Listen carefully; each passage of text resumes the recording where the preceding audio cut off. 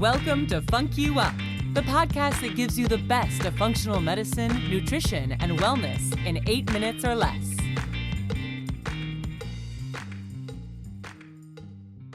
Welcome to FUNC YOU UP. This is Michelle Miller, clinical nutritionist. And Samantha Wineke, functional medicine health coach. With our clients, we're seeing a big trend in moving into plant-based diets, which is fantastic. We absolutely love that.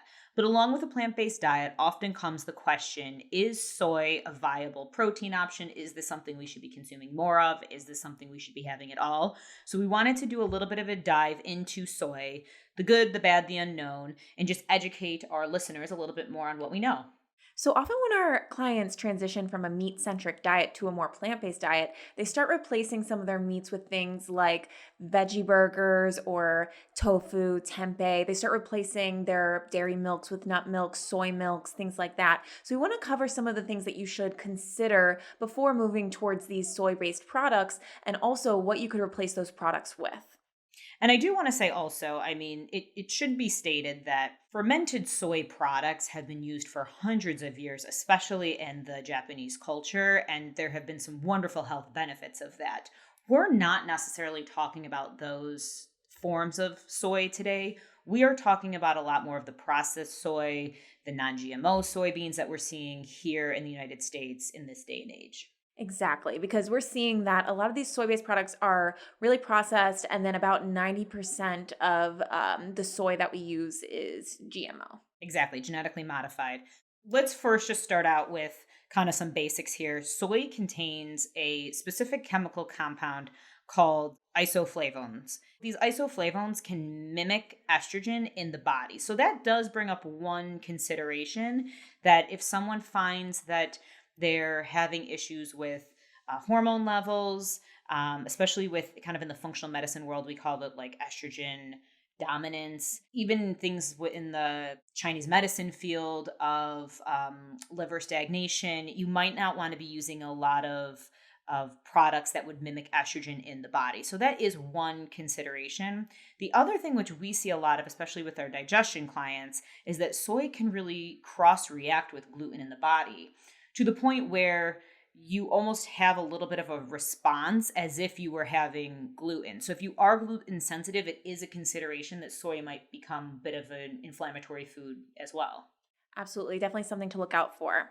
And then the next thing is that they can be high in phytic acid, which can inhibit digestion and the absorption of certain vitamins and minerals. So sometimes zinc, iron, calcium, they're not as well absorbed because of the phytic acid in the soybeans. So this could lead to different mineral deficiencies. So we want to look out for that too. If we see in your blood work that maybe you're not absorbing some of those minerals, we may need to consider cutting out soy.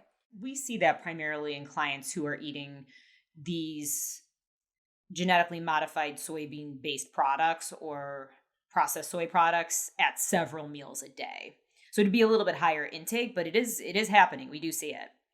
So we also see with a lot of our patients that experience thyroid imbalances that we need to cut out soy, because soy is goitrogenic. So this means that it can suppress the thyroid gland by inhibiting the uptake of iodine. Exactly. And iodine is a real fuel source for the thyroid gland. So if these goitrogens are getting in the way and kind of blocking this uptake of iodine, it's kind of this idea of like you could be putting gas into the car, but it's not getting into the tank, if you will. Absolutely. And we see that a lot with patients where, they do have low iodine levels, and we need to examine what's going on in their diet. You got it. So then which types of soy can you eat? Which ones can't you eat? It does get confusing. So some of the ones that I would make sure to eliminate from your diet are, there's soy lecithin, which is an emulsifier in a lot of foods. There's also soy protein isolate, which I would keep out, soy supplements, soy cheeses, soy ice creams, soy oils, soy sauce, all these different types of soy I would mainly try to keep low in your diet. Because these are really the forms that are processed. And I do want to say too, if you don't have digestive issues, if you don't have thyroid issues, that doesn't mean automatically you need to remove everything that has soy lecithin in it, because it's a lot of foods on the market right now. Yeah. But we're just saying these are the ones to be aware of, especially if you find the majority of your diet is covering several of these different forms of processed soy. So let's talk about the ones that you could consume. Wonderful. So take me through some of the forms of soy that would be better versions to consume if we're going to add that to our diet? Absolutely. So I think that eating, non-GMO tofu, organic tofu would be fine every once in a while. And then tempeh is fermented, so that can be easier to digest if you don't have any sort of gluten sensitivity or allergy.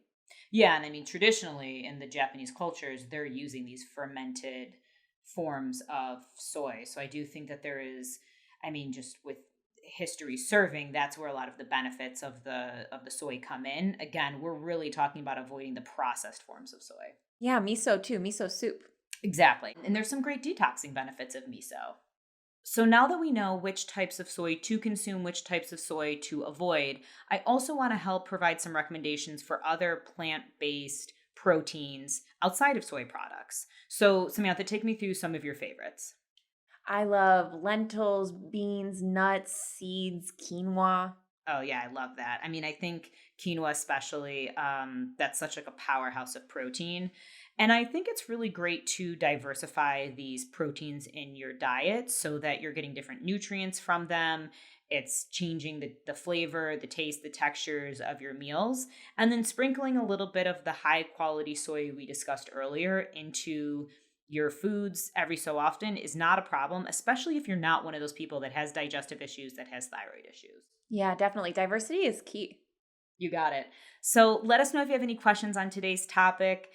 We love hearing from you. You send the best questions, and you've already given us some great ideas for future podcast topics. So keep them coming, and follow us on socials.